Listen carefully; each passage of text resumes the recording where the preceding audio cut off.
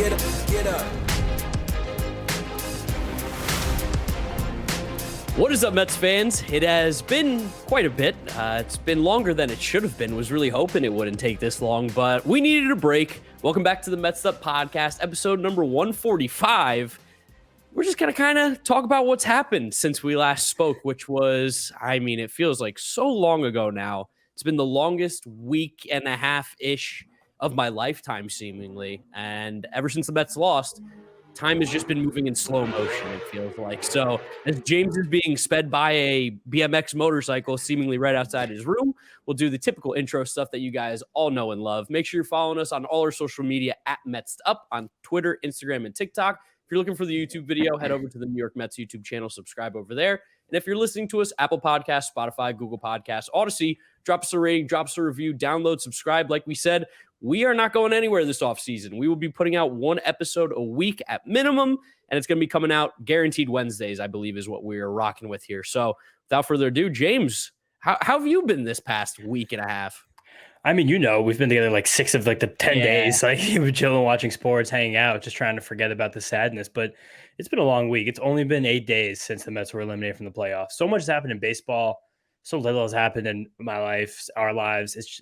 It was kind of like acknowledging like the death of like a loved one, like not to be dramatic, but it kind of felt like that. It was like you spent like a couple days being like, I can't believe that happened. Then you spent a couple days being sad. I got really sick. I had a fever. I've had a sore throat, stuffy nose, and then I think we just went through it, like, because same thing with me. I didn't like have a fever or anything like that, like you did, but I like got super stuffy. I was coughing. I think like both of our bodies were just like, okay, sick. It's time to get sick. You've been so good for about a 6-month period. It's time to get back to reality here. No, it was like the recoil, and it's just like you pop back, and all of a sudden, you're on the ground. You're like, oh my god, that really we went hard for a second, and it's just kind of looking up and like picking up the remnants of the season, like realizing what actually just happened.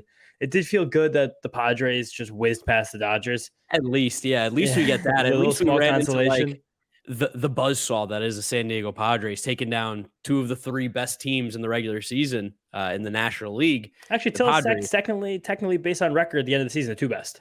That is true. We did technically have the 2nd best win percentage in the National League East this year. Yeah, and the National League East, we were first. Yes. If we're going to do that, I don't know. Are we going to do that? I just wanted to be like petty and be like bitchy, but it was cool to see the Padres win. It was cool to see the Braves lose. It's very cool to see their fan bases each have temper tantrums online, whining about the playoff format.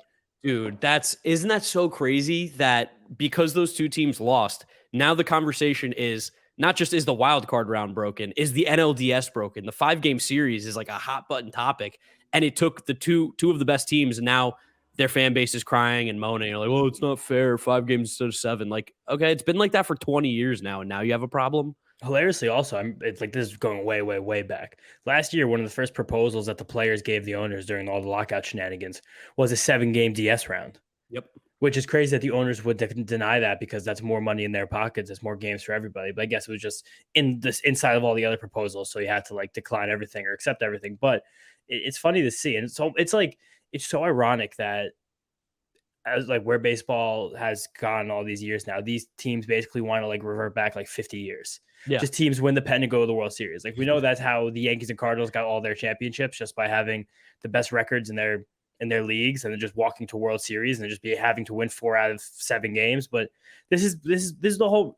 Do Braves fans not realize is the only reason they won the World Series last year? No, I mean that would take them being educated baseball fans to understand that. That part of it I can't understand. Dodgers fans, I get it because they have the best record every single year and find a way to choke. They really do. Except the year that didn't count. So like I get why they're frustrated by it because it was only 33% of a World Series. That's what it was. 27%. Oh, I get my bad. Sorry, Dodgers fans. Not that much. Don't over exaggerate this, but it's like if we were playing 1950s, 1960s baseball rules, the Dodgers, this team probably have 4 or 5 championships by now. But sadly, they don't. And it kind of brings up just a really fun, like we're gonna start talking about offseason stuff in a little while, but we still gotta let the body get cold here. Yeah. But it's a fun philosophical conversation of like whether as a team we should be more prepared for a postseason short series, small sample size, or the whole big thing. Because we've seen a team like the Dodgers dominate the regular season year after year, have so many pitchers, so much to do, but every single guy isn't really that equipped to go deep into games. They don't really plan for that in the regular season. They don't want to kick them up into the postseason. And then you see teams like the Padres and the Phillies come in with starting pitchers who are, I'm going to pitch as long as I can go and just hit a couple home runs, and it works out. Yeah, I mean, I think there is definitely a undervalued value, I guess, to be really bad at English, but it is undervalued in the postseason, especially the length the starting pitcher can give you. And like you said, with the Phillies and the Padres, those are the two teams in particular who have been able to get more length out of their starting pitching. Because every time you bring in a new reliever, it's another guy that then has to do his job. And when you add that many variables, it does just make it harder. Like Yency Almonte was lights out all year, but now in a big scenario that he's not normally used to, it's different pressure. He pitched in Colorado for 4 years. It's the most important game of this guy's career. He crumbled a little bit. Like, this is stuff that happens. And I hate to be cliche, but like, relief pitchers are failed starters at the end of the day. Like, who do you want having the ball in their hand more? For us, I know, like, we like the Mets bullpen, but we want it in the hands of our guys. The Padres want it in the hands of their guys. The Phillies, they want it in Zach Wheeler's hands and Aaron Nola's hands as physically long as possible, because when it gets to that bullpen, it gets interesting.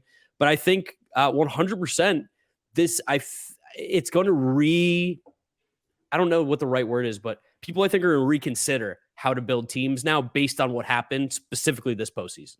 But like, why weren't teams thinking about that beforehand? But also, like, even if teams do start doing that, like, the whole point is how random it is. Like, it's a 5-game series. It's really hard to prepare in any way for this. Like, every team, if you get here, you're going to have at least one, like, pretty good starting pitcher, probably more than one. And I think that's why teams haven't built their team like that. Because it really, like, one, you have to get there first off. And as we saw with the Phillies and the Padres, like, at times it was a little bit in jeopardy, especially with the Phillies, like getting close with the Brewers. But when you get there, it is about having that top end talent, that high ceiling. And both those teams definitely had a super high ceiling. That being said, so did the Braves, so did the Mets, so did the Dodgers. Like, none of these teams were bad.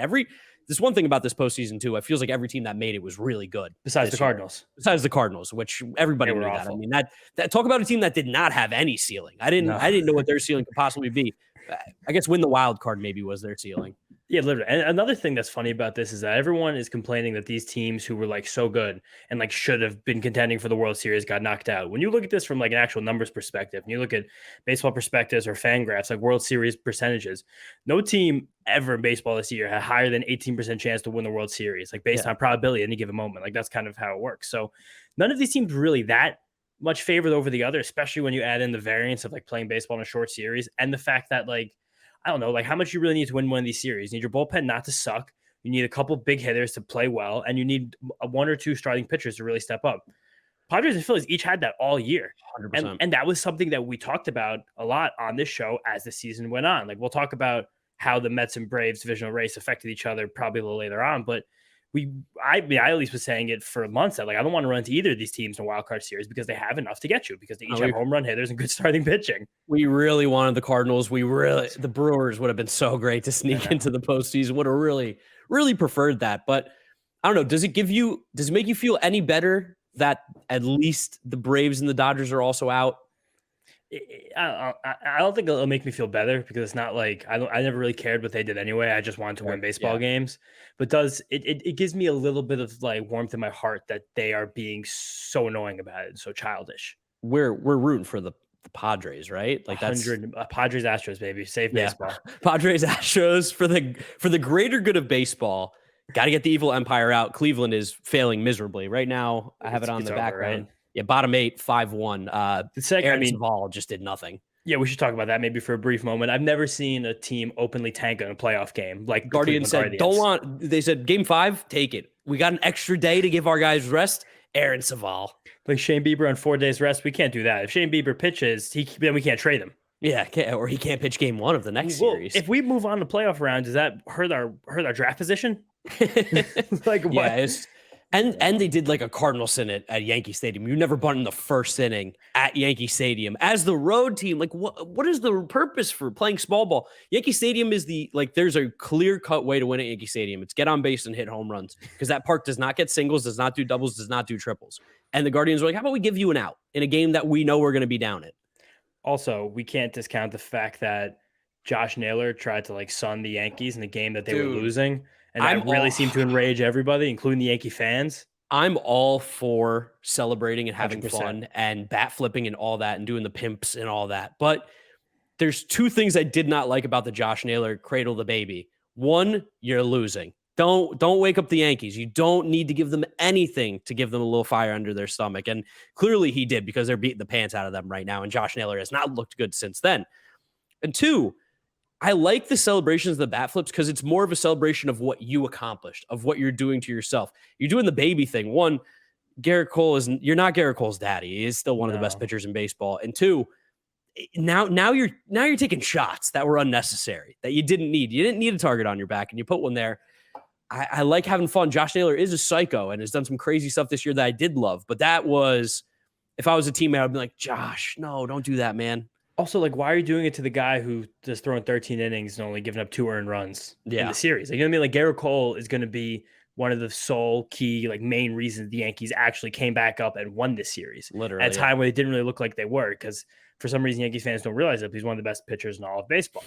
He's fantastic. He's still really good. So, like, for him to be the guy that you take a shot at is bizarre. And then even the watching this lineup go out there with, like, Austin Hedges and Miles Straw at the bottom of the order. Dude, Austin Hedges, remember the longest time he was rumored to be, it was going to be like him and Manuel Margot for Noah Syndergaard. That was like always the rumor with the Padres. Austin Hedges is supposed to be this defensive wizard back there, and he does a great job framing. But boy, oh boy, he cannot throw out a runner to save his life. They're running all over him too.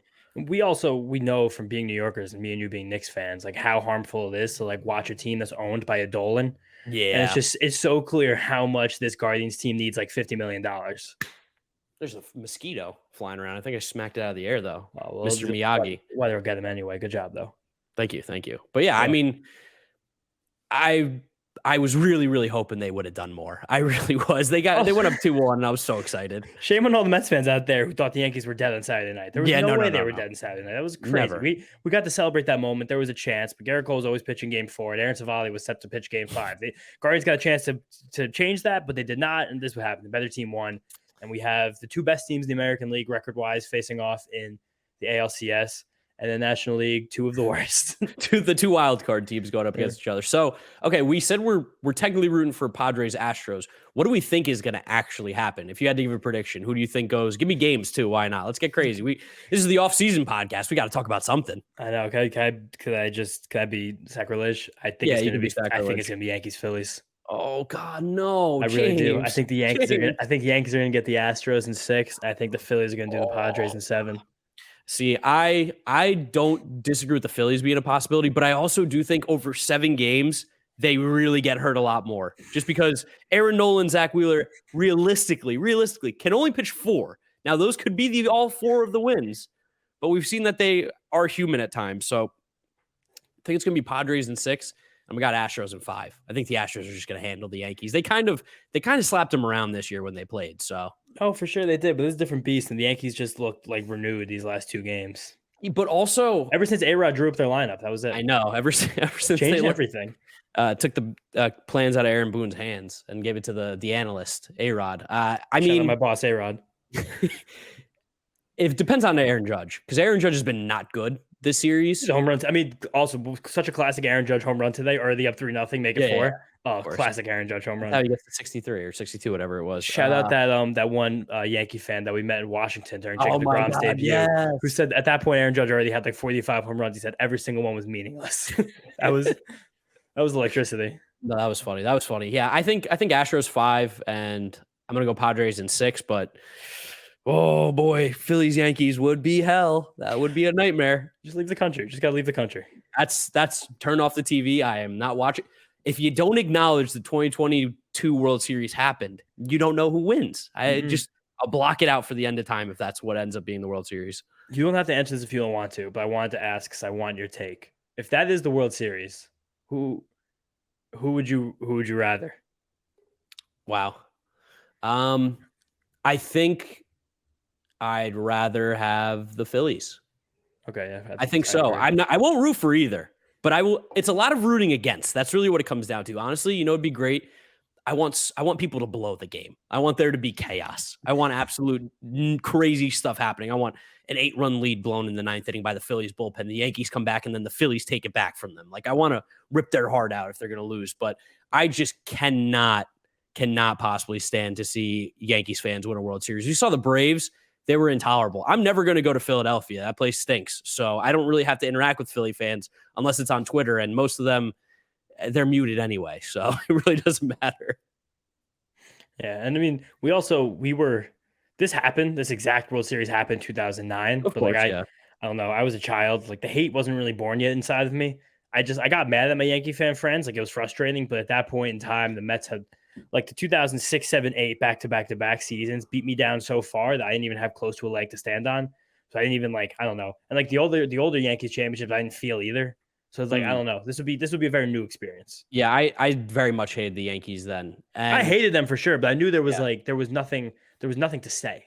Yeah, of course. No. There was nothing to say. Matt Smoot, of course. Shout out to Smoot. But he was a Phillies fan, and I was good friends with him growing up. So I was like, at least Smoot will get one, and it's not the Yankees. That's basically where I stood.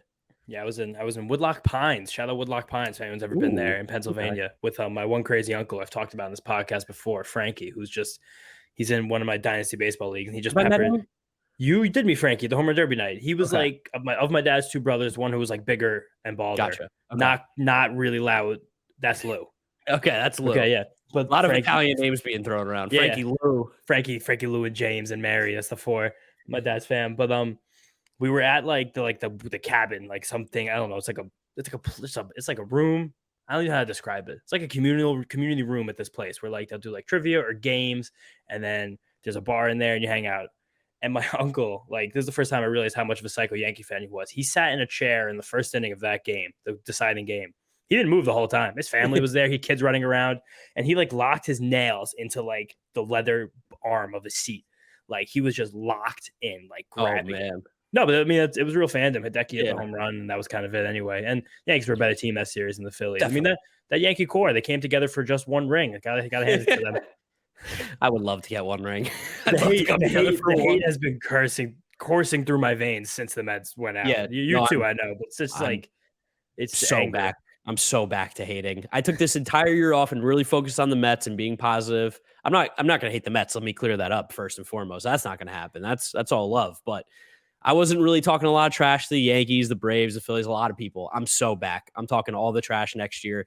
Don't care. Good karma got me what? We got bumped out in the wild card round. I don't care anymore. I'm back to hate.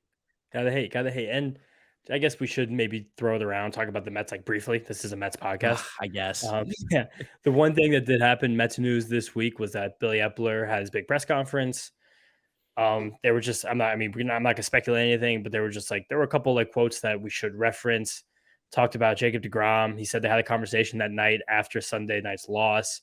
He knows how we feel. I know how he feels. It was a good conversation. I guess that means maybe they bring him back. Maybe they don't. That's really the only news to even discuss right now. Pete was sad, talking about a lot of guys probably won't be back. That was right after the game. Feels like a lifetime ago, but so long. That's really all we got. Shohei Ohtani went back to Japan, immediately went to the press how much he didn't like Anaheim. So that's on the great. Table. Yeah, I am not purposely ignoring the Mets stuff that's coming out now, but I also know how little it actually matters right now. It's we're like seasoned. Yeah, we're seasoned. We're vets out here. We've been around the block a couple times with all this stuff that happens after the season.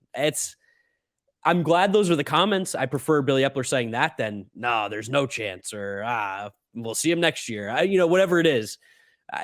It's tough. It's tough. There's not much that can be said. There's not much that will be said ever at these things. I think you take everything you hear right now, this offseason, currently, when there's actual still meaningful baseball, with the tiniest grain of salt, as small as you could possibly get.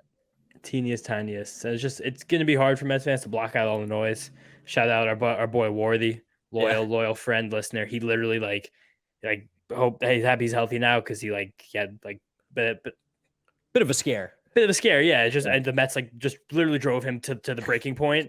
Yeah. So happy he took some time off too. It seems like a lot of the Mets creators this week have all just lulled. Yes, and I think how many times we even tweeted from Mets up in the last week, 3.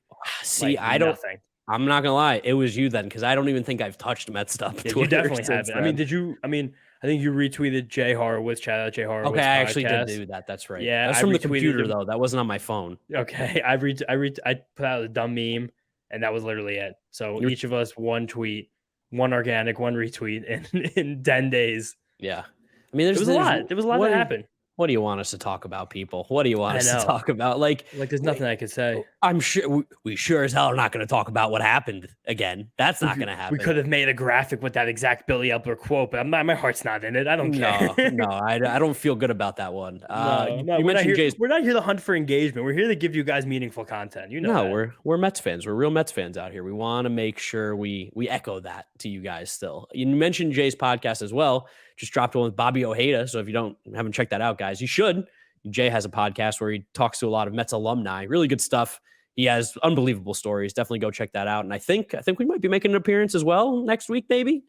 Week after some point in the future, so keep an eye out for that. Jay, come hanging out in the organization this year. Like the few interactions I've had with him, Old Timers Day, and just like around like the cafeteria, he's absolutely just legendary human being. Oh yeah, he's like the epitome of like when you know someone's like a popular person, they call him the mayor. yeah. Jay Horowitz walks around City Field, he knows every single person. Oh, he is. Dude, he's shaking hands. He's hey, how you doing? Cracking jokes with her. He's quick and like I think the mayor is the perfect way. He's the mayor of City Field. I like that.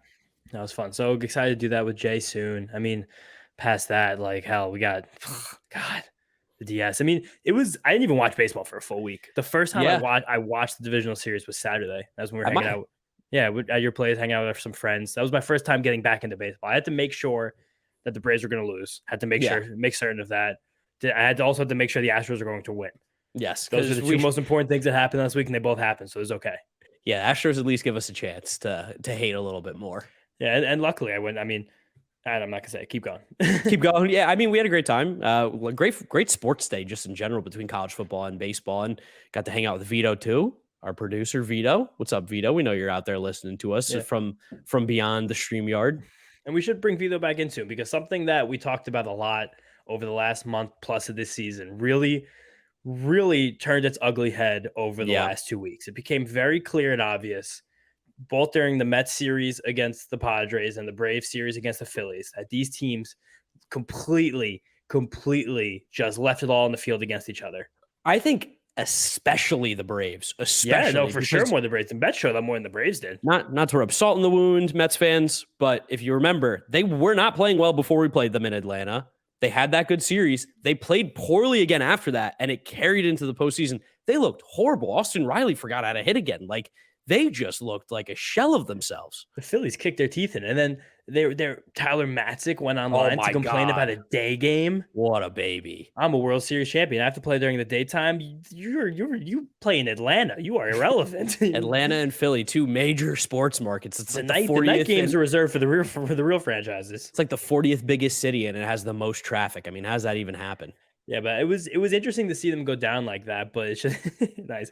It's so impossible not to see like the parallels that we drew between this divisional race and then last year with the Dodgers and the Giants. Of course, that was a little different because the Dodgers at least made it all the way to the NLCS. Neither of these teams made it that far, and the Giants won their wild card game on the back of Logan Webb's heroics. But it's just it's so hard not to see that's exactly what happened. I just like shame on us for like Nostradamus predicting it. Yeah, I know Vito's got this clip for us, so if Vito's ready, we'd love to hear it because boy, oh boy, did we hit the nail on the head with this one. The Braves are just good. This is like the Giants, Dodgers last year. Dodgers lost the division with 100 wins. I wanted to talk about that because I think there are a lot of parallels to what's going on in this division, what happened in that division last year. And I had a galaxy brain take today in the shower thinking about it because last year it was such a bad situation, it seemed like, because whoever lost that divisional race was going to wind up in the one-game wild card game. There's some kind of spot there where you almost lose future value by going too hard to do this division thing right now, you know? And I don't know where that point is. I'm not making that decision. Not that there isn't even a decision to be made, but there's something in between there that you almost could do too much now and then ruin yourself later. Yep. I'm sorry, guys. I mean, you listen to this podcast for the takes, I'm sure. And that was from episode 124. That was the Labor Day episode just after the Mets dropped 2 of 3 to the Nationals. Max Scherzer got hurt again right after the series win against LA and the Timmy Trumpet stuff. So yes, the fact we just absolutely pinpointed that, the writing on the wall right there in that moment, the exact second that the Mets series started to turn. It almost feels like me, you, and John. Also, shout out John. First episode without John since we miss you, John. June with a weight off our shoulders. But, was he watching hockey? Yeah, he's working the Icelanders. Big Islander fan, Johnny. Huge Islander fan. He loves the Islanders. There's nothing he loves more than the Islanders. I took him to a Ranger game as a thank you for this year last week, opening night, and all he was doing was sulking about how much he wished it was his Islanders that he was watching instead. But it's almost like all three of us kind of in the back of our heads, like a deep, dark place in our soul, saw what was happening and just didn't have the stomach to admit it. Not even only to ourselves, but to you guys as well. I didn't even remember I said that. I thought that I 100% thought that was organically your take, no doubt. Well, I think I had it before too, and I think that was just because this is only I didn't know how far back to go because I didn't want to look through that many episodes to find that clip. So I was like, I know I talked about when the Mets lost the September series, so I went to every single one of those and went as far back in September, and it was the first episode of September, so it made sense. But it better to call it. And the worst part is, like, it didn't even seem like it was something that affected them physically because no one's workload was really mismanaged. Maybe some of the bats just not having enough off days down the stretch. That's possible, but like that probably wasn't it. But it just seemed like it was a real mental strain. To be scoreboard watching for like 45 days in a row, every single day, like what they do, how'd we do, and going up back and forth and back and forth and back and forth and being so worried about it because you got to buy because the new format. Oh, it's crazy. Even like, imagine this with new format this year. This is the first year there was no game 163. Imagine that if it was a different year, we would have had a fourth chance to get them. Like it would have been really demoralizing if we did it, but at least there would have been a shot to do it. And every other year in baseball, that's been an opportunity for that besides this one. And I mean, the Phillies wouldn't even be in the playoffs. No, like it sucks that we were so right about it. And I think it does come down to more of that mental exhaustion. I mean, baseball is a mentally draining sport to begin with anyway. You fail 70% of the time and you're one of the best hitters in baseball. And then you throw on top of the 162 game season and you throw on top of how in a vacuum, every single game doesn't actually matter, but over a long period of time, it does kind of thing. It's so mentally exhausting. And I think what happened with both of these teams is really that, like you said, they sold out for the division, which is fine. And then it got to the postseason, you were kind of just like, you're trying your best. Both of these teams, I'm sure, like Mets especially, really wanted to win this year. I mean, everyone wants to win the entire thing. But it just, you fought really, really hard for like 6 months. And at some point, the Padres, who stopped fighting for the division, in May? They were just playing to make the playoffs. Same with the Phillies. Able to keep fresh and kind of loose in a way, I think. I think that's a big part of it. Think about how loose the Phillies have been since they got Joe Girardi out of there. They've just been chilling out, playing ball. Like, that's it. And there's something to say about not really worrying so much about the regular season anymore. You play 162 games, but so what? Whatever happens, there happens. You just got to win the games when they really matter. Did we say that? Tell the Braves that was their World Series to win that series there. And, it was their World Series. They acted like it too. Exactly, and it showed. I mean, even the Atlanta Braves fans still think it's their World Series, even though they finished with a worse record than the Mets this year. Congrats on playing one more game and losing. Yeah, the better win percentage. Like, what can you say about it? That's it. Man, oh God, this should be an episode previewing the NLCS. This is so crazy. Imagine we would have done like 5 episodes in between the last 2 if this actually would have happened the way we thought it was going to happen. But I got a family friend, Anthony, and he was like, Where's the episodes at? I've been waiting to hear something else from these guys. I don't want to listen to what happened the last Sunday. I need a new episode. We're coming for you guys. Like we said, every single Wednesday now during the offseason is going to be when a guaranteed episode drops. We might have some interviews. We might do some other fun stuff here and there that could drop during the week. A little bit more kind of random. But every single Wednesday, you will be getting a guaranteed messed up episode. So make sure you guys are sticking around here because once the offseason starts, we're really going to have a ton to talk about. Yes, but that is still a little bit away from now. And that's going to actually be our first real offseason of doing this because last year was a bit of an obscure offseason since there was a lot of offseason immediately. And then we had to like just make nonsense content for about 4 straight months. I went back and listened to some of our episodes from last year. Such heat. Wow. You think we got this job? We're beasts. Crazy. Really? So good. Stumbled into it, but also we deserved it. Yeah, we were talking about the minor league Rule 5 draft one episode for like 9 minutes. I was like, and I'll do it again. Why'd we do that? It's crazy. But no, shout out to anyone who also stuck with us since then. Those were some crazy times. That was different. That was a different Matt and Jay on the mics back then. That was Matt and Jay. Now we're Mark and James. Yeah. The resurgence bandwagon for Mark and James. Anything else to talk about here, or think it's about time to wrap it up? I was going to look at the AFL, but I just thought of it now, and I don't have any research done. So, like, maybe not. Man, we could talk about that in the next one. Let them have a bigger sample so we can actually have something meaningful to talk about. You're so right. That's such a good point. Big sample guys here. Saber magicians. All right, guys. Thank you so much for listening. Thank you so much for watching. You know what to do. Follow us on all our social media at MetsUp on Twitter, Instagram, and TikTok. We're going to have a lot of content out there. Shout out to producer Vito. He's making all these videos you guys are going to be seeing. So be excited for that. If you're listening to us, Apple Podcasts, Spotify, Google Podcasts, Odyssey, drop us a rating, drop us a review, download and subscribe. And if you're looking for the YouTube video, go to the New York Mets YouTube channel, subscribe. You'll be able to watch it over there. Follow James on Twitter at James_Shiano. And follow me at Giraffe Neck Mark. Go give a listen to that Bobby Ojeda interview on Jay's podcast, Amazing Mets Alumni Podcast. And keep an eye out for us on there next week. See you guys next time. Peace out. Get up, get up, get up.